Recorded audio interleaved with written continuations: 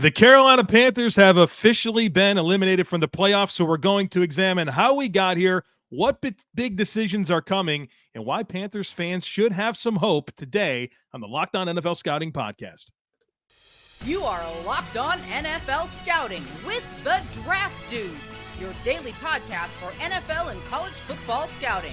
Part of the Locked On Podcast Network, your team every day. What's better than this? It's guys being dudes here on the Locked On NFL Scouting Podcast. We're the Draft Dudes. I'm Joe Marino from Locked On Bills. He's Kyle Crabbs from Locked On Dolphins. And we are your NFL experts here with you daily to talk team building across the league on the Locked On NFL Scouting Podcast with the Draft Dudes, part of the Locked On Podcast Network, your team every day. I'd like to thank you for making Locked On NFL Scouting your first listen every day, and a big welcome and shout out to our everydayers. Today's episode is brought to you by Game Time. Download the Game Time app, create an account, and use code LOCKEDONNFL for $20 off your first purchase. Last-minute tickets, lowest price guaranteed. Joe, happy Tuesday. It's the first of our looks at NFL teams eliminated from the playoffs. We do this annually. A little bit different presentation this time around. I think it'd probably be fair to classify this as a look at the good, the bad, and the ugly. Yeah.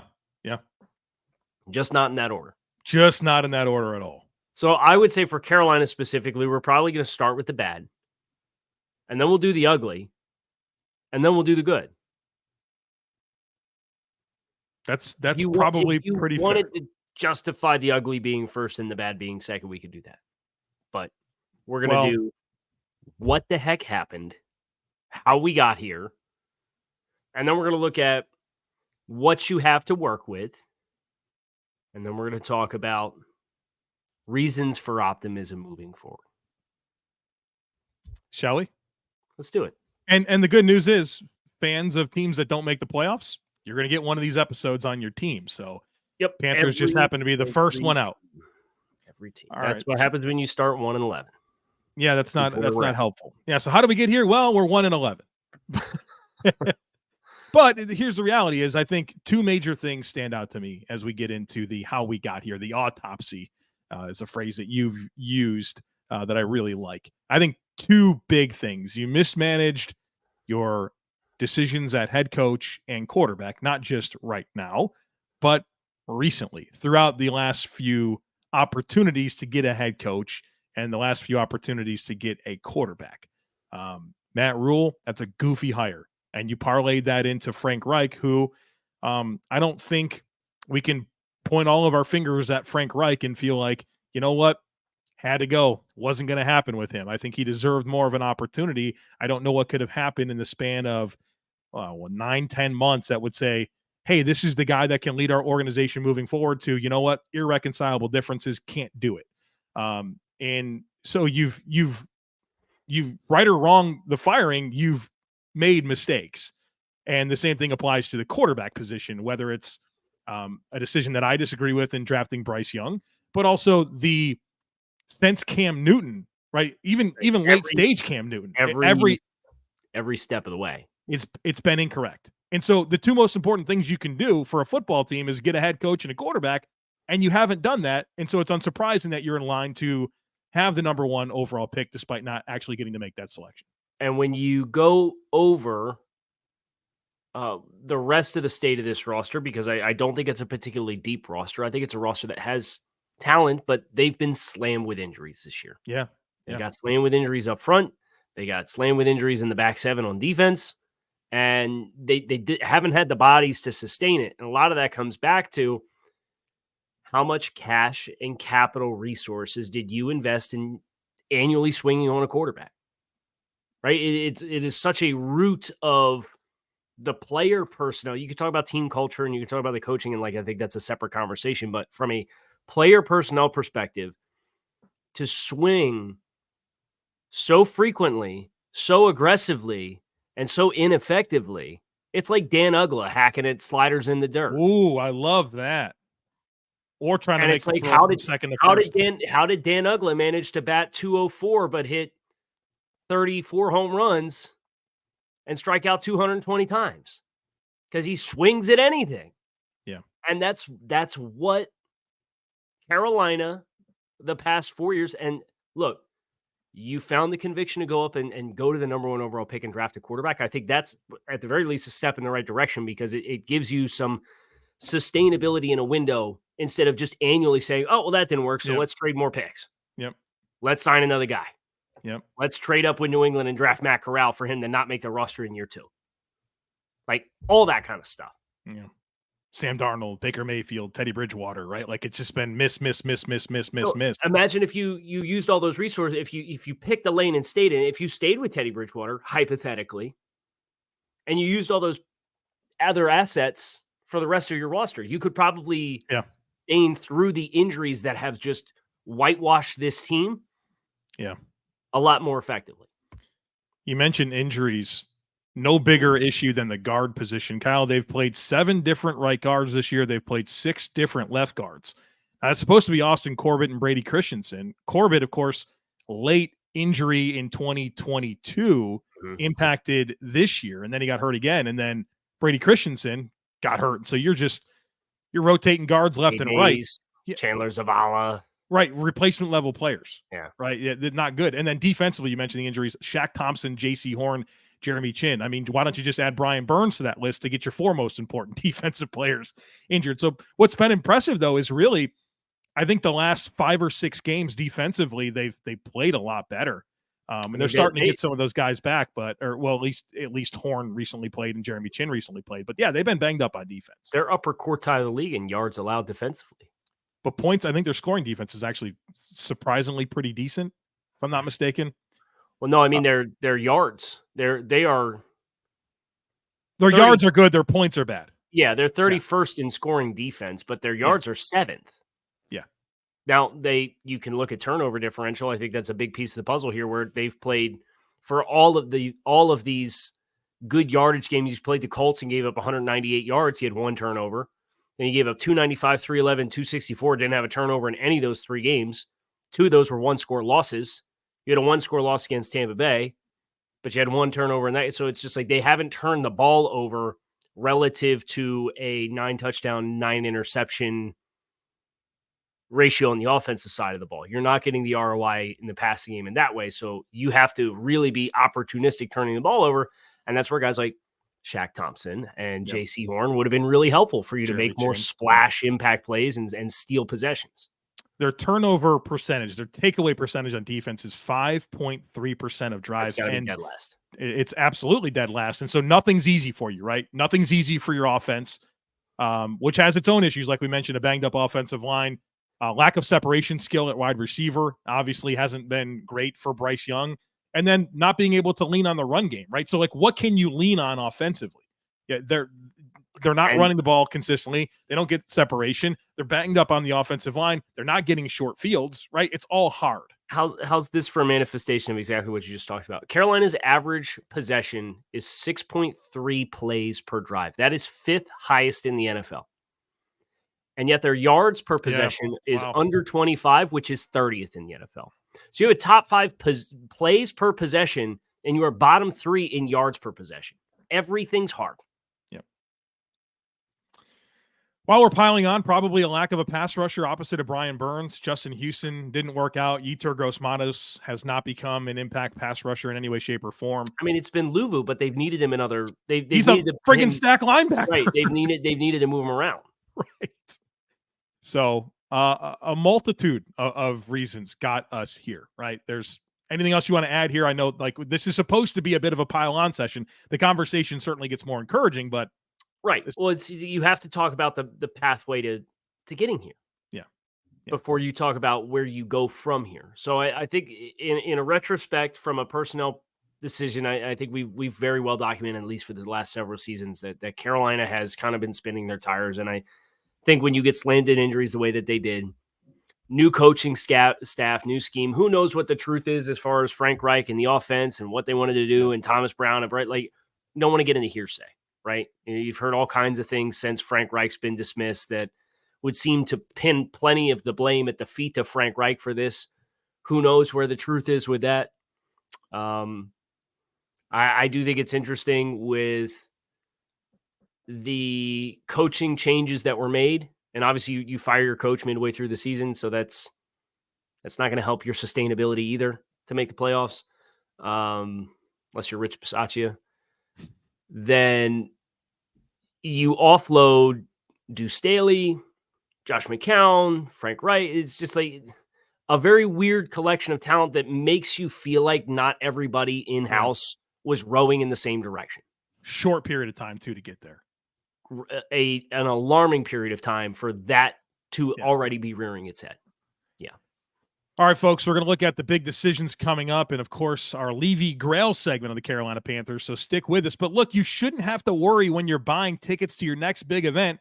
Game Time is here for you. It is the fast and easy way to buy tickets for all the sports, music, comedy, and theater events near you. They've got killer last-minute deals, all-in prices, views from your seat, and a best price guarantee. I mean, simply put, Game Time takes the guesswork out of buying tickets. The app is awesome, super easy to navigate. I love the flash deals. You kind of like to just pop in there from time to time, see what kind of flash deals I will get offered, and they'll send you the tickets right to your phone. So you don't have to dig through emails or anything like that. It is super easy. So snag the tickets without the stress with Game Time. Download the Game Time app, create an account, and use code LOCKEDONNFL for $20 off your first purchase. Terms apply. Again, create an account and redeem code LOCKEDONNFL for $20 off. Download Game Time today. Last-minute tickets, lowest price, guaranteed. Okay, Joseph. Yeah. The bad news is Brian Burns' contract decision you're going to have to make. The good news is it feels like an easy decision to make. Well, yeah. I mean, high-impact young pass rusher that's 25 years old. You already don't have a compliment for him, so don't get rid of the thing you have. I think he's young enough to feel like he's going to be an answer for you. You know, like he's not going to expire before you could be a competitive football team. Right. And so I do think, just to interject really quick, I think that's the decision Carolina's going to have to make. You're in a quarterback rookie contract window. How quickly can you stack? You got to have an honest conversation. Because if it's better to tear things down, you don't have the draft capital this year to try and allocate and say, okay, the quarterback's just a year ahead of everybody else. Let's get the influx going right now. Or you can say, okay, we have a nucleus that we want to work with. Let's try to hit at a high batting average the rest of the way and fill in the gaps and try to compete and get the coaching figured out. I know what way I would go, and it probably wouldn't involve me retaining all of the talent that we're going to talk about in this segment. Right. It's being selective, right? I think even any team, it's about paying the right players. Brian Burns feels like the right player to pay, especially when you had chances to move him for significant returns and you didn't, right? And so now I think you need to stay committed to Brian Burns. I think there are only two other players of consequence that are expiring deals, Kyle. Jeremy Chinn and Frankie Luvu. A lot of other expiring contracts, but you know, I'm talking like role players. I think these are the significant players that pop for me. Burns, Luvu, Chinn. Chinn's 25, Luvu's 27. And we got some contracts with some void money here too. Lots of that. So now, let's keep the main thing. I agree. I think Brian Burns, Frankie Luvu, Jeremy Chinn are all no-brainer retention players for the Panthers. Now, if somebody comes knocking with 2 first-round picks again for Brian Burns, I might ask myself the question. In a tag and trade situation? Yeah. Because you would presume they've kind of been at an impasse with contract negotiations all year long with that. Yeah. So you would probably presume that's a franchise tag to retain rights and then negotiate the contract. And if somebody else comes knocking with a deluxe offer, if I'm Carolina and I don't have a first-round pick this year, that would take me again down that pathway of, well, we acquired the quarterback. It's a year ahead of everybody else, but let's actually get a spike in influx of young talent, because you look at some of these contracts, you look at the Shaq Thompson contract with the void money on the back end of it. So there's not a lot of flexibility to reduce the cap hit. You look at the Austin Corbett contract. That's a $10+ million cap hit this upcoming year with no flexibility because you got $7 million in void money in 2025. behind it. You look at the Adam Thielen contract that already has $5+ million in void money in 2026, and he's under contract for the next 2 seasons, and he's due $10 million against the cap next 34 year. years old. 34 years old. You look at the Justin Houston contract that's $6 million in void money already. So you're going to sink $6 million in void money in Justin Houston. He's not even under contract for you next year. Yep. Like there's all these kinds of examples of the Dante Jackson contract. He's due $16 million in cap, and then he's got another $7.5, $8 million in void money in 2025. That's going to come against your cap. So we're talking about those contracts to say Carolina's currently scheduled in 2024 to have $39 million in cap space. Mm-hmm. You don't have a lot of levers to pull to reduce that. Or increase that. Right. I mean, the DJ Chark deal as another expiring contract, that's going to be, draft dudes do math, 1 and 2, and it's about $5 million in void money this year. 2024. You're going to lose $5 million for void money for DJ Chark. Hayden Hurst. You could technically restructure that one if you wanted to, but it's a 30-year-old tight end. Yeah. You mentioned levers, Kyle. There are some levers that Carolina can pull if they would like to. Like you mentioned, $31 million in cap space. That's 13th most in the NFL. And they do have 41 players signed, which is a pretty healthy amount of players to be signed at this point. Yes, because only the top 51 count against the cap. Yep. Throughout the offseason. So ways that they can create additional cap space. Cut candidates. I think Ian Thomas is one for me. You save $2.4 million there. Do that deal? It feels more recent than it was, but that was always a goofy contract. I would get out of it now. Dante Jackson, like you mentioned, you can save $6 million with his release. Yes, you'd have some dead cap accumulation.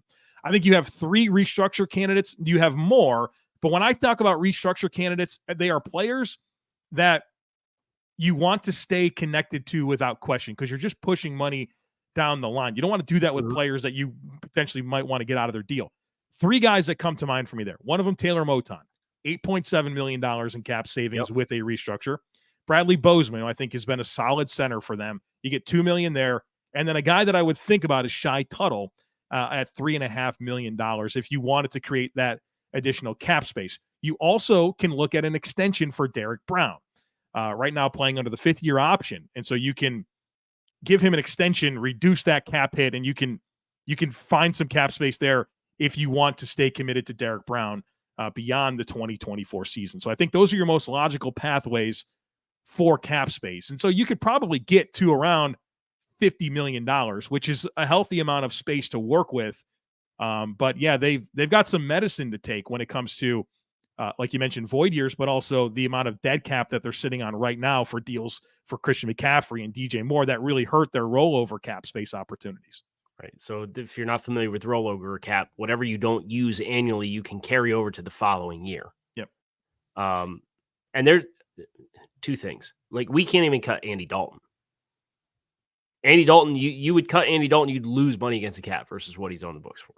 Yep. So stuff like that's frustrating because one of the recent trends across the league for some of the more progressive front offices like Philadelphia and Cleveland, they restructure everybody.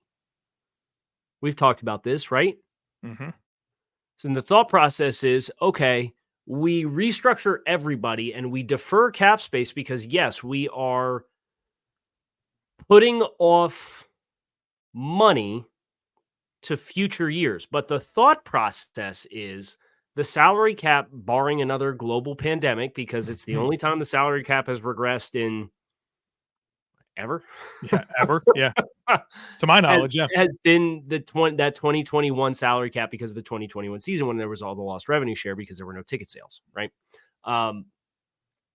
If I spend $1 now and I pay the bill next year or the year after that, and $1 is worth more than it is now, then I technically paid less than $1 when I actually pay the bill. Yep. Perfect way to put it. I've never heard it put like that, and I love it.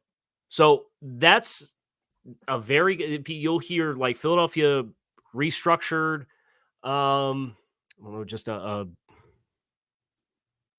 Fletcher Cox, just hypothetically. And it's like, oh, they only got $2 million in space. Why'd they do that? And it's because it becomes 2-3 years from now, it can become, well, they save $3 million in space. Yep. So Carolina can't really do that.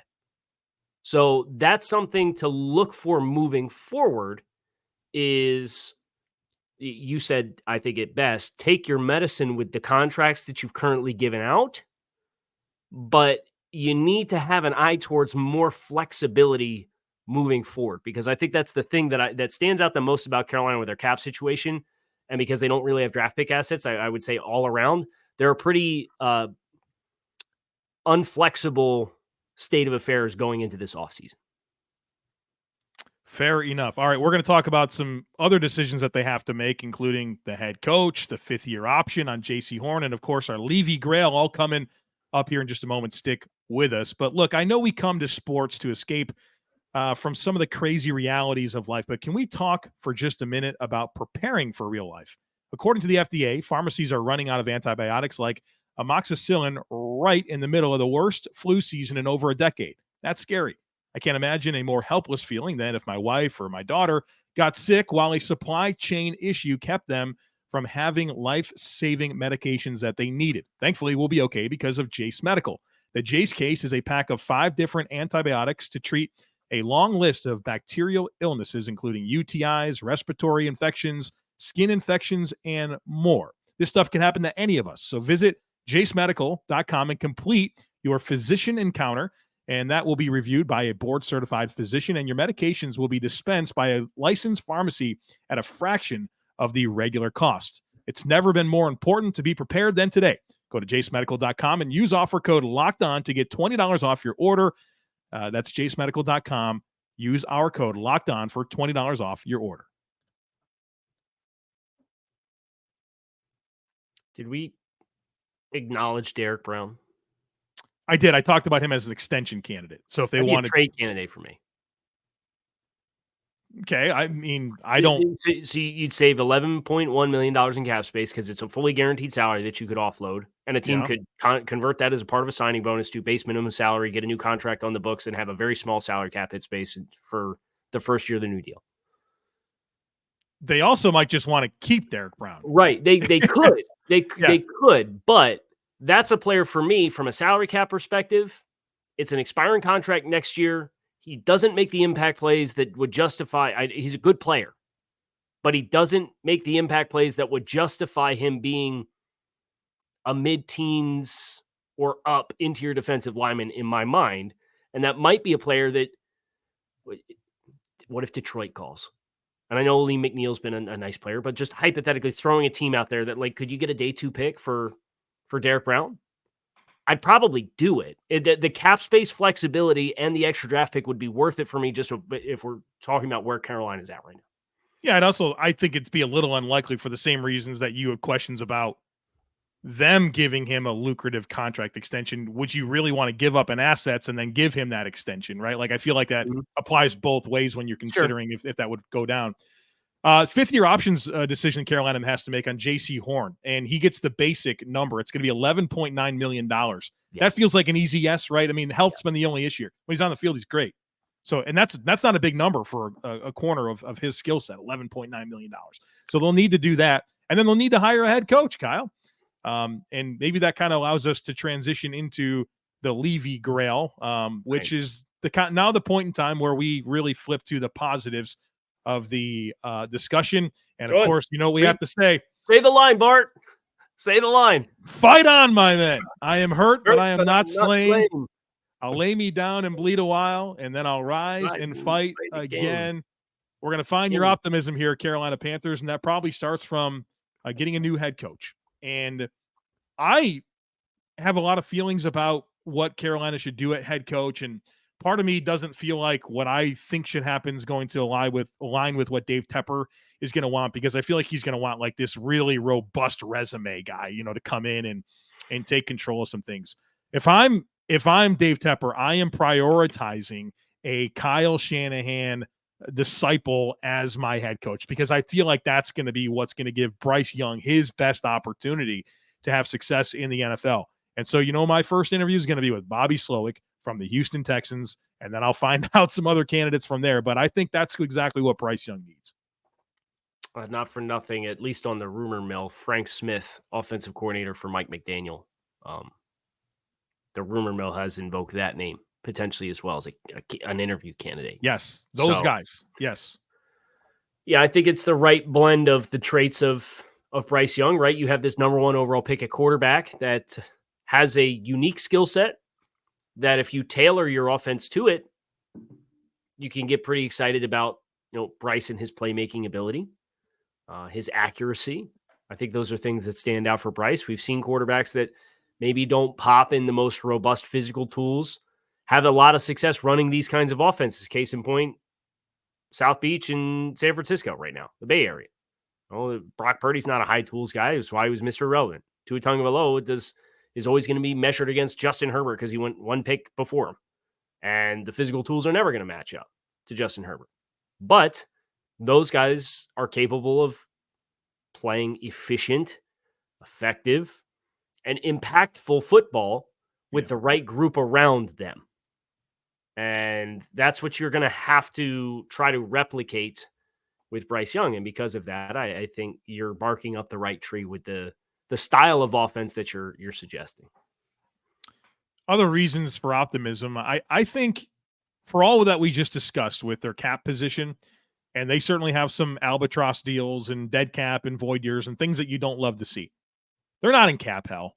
They're not, right? Like there's so many worse situations. Yeah, there are so many worse situations out there. So I think for where they're at, it's a somewhat reasonable cap position.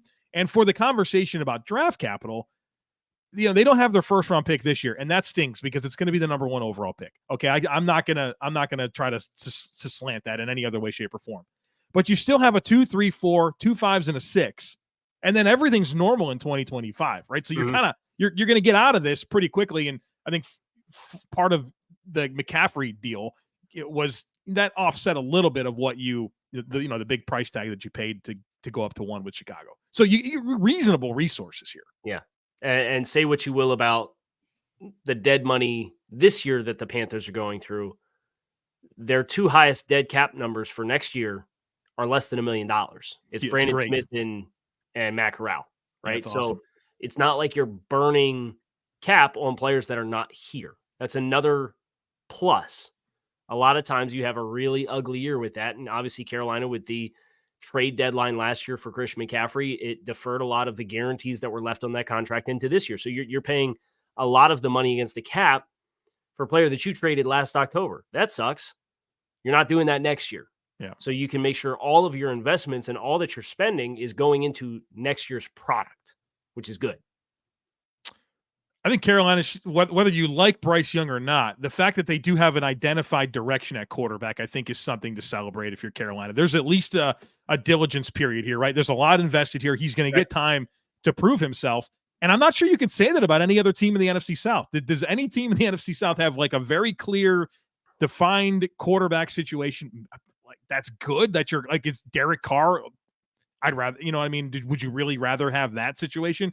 I think having your quarterback figured out and an opportunity to prove himself in an overall division that I don't think has much figured out at all, right? Like this is the right division to be in if you're Carolina to give yourself a chance to get out of the hole. It's not like you're staring up at Philly or San Francisco or Kansas City or something like that.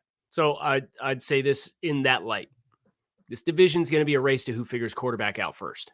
Because the first team that gets that figured out is going to have a big advantage with how wide open this division is. You got Tampa with Baker Mayfield, you got Atlanta with Desmond Ridder, and then you have New Orleans with Derek Carr, which feels like the worst of the situations right now because there's a lot of inflexibility there. We're presuming the Saints are going to get a Levy Grill at some point or a post-mortem at some point. So we'll talk about that then and there. Carolina, you got a rookie contract player, the number 1 overall pick, your hand-selected choice at quarterback, and now you have a year of an evaluation to pick pieces to go around that player. You are ahead of the game long-term in the NFC South versus everybody else. That is the number 1 selling point for Carolina and reason for optimism in my mind. I think one other thing that I'd like to bring up here as we find reasons for optimism is I think we can all agree that Dave Tepper is a problem here. But So this is supposed to be a positive segment. Yeah, it is. And I think I needed to say that to get to where I wanted to get. This dude's come under fire, man. Like, people are very critical, rightfully so, of Dave Tepper. And I know that he had some experience with minority ownership in the Pittsburgh Steelers, but that's probably a big arena to step into, owning a football team. You're paying a gazillion dollars for it. And I mean, I remember when Michael Jordan bought there was the Charlotte Bobcats. He had a line that was like, yeah, I paid, X amount of money. He's like, I'm going to do what I want with this. You know what I mean? Like, you would certainly want to have your imprints on an operation. And I think that's probably hard for these billionaires that buy football teams to get out of the way and let football people make football decisions. But man, you'd like to think he's learned a few things over the last few years that might position himself to do that. When do you buy that's what I'm hopeful of. Man, it was Rivera's, whenever Rivera's last year was. So he's had 2 years of rule 4 years ago. Okay.